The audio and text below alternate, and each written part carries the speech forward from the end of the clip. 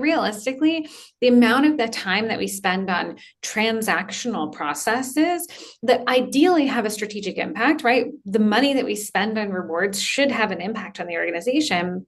But we spend so much of our time on the administration.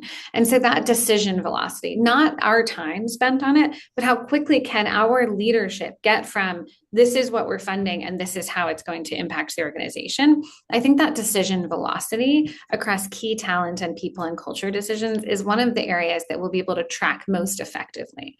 I also like that because I think we'll be introducing new decisions as we think about talent intelligence and the great work, Michael, that your team is doing.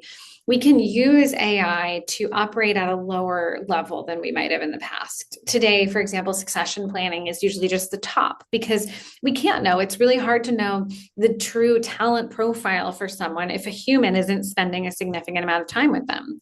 Now, AI can help us really understand that, their skills, their profile, their expertise, what they do externally, internally, and then compare that to what we're expecting, what good looks like, and where do they need to grow.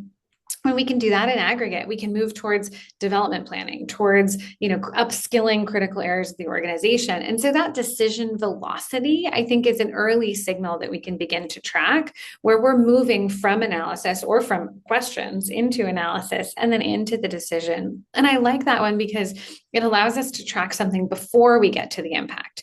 Upskilling takes 6 months to see an impact on. Some of these components take longer.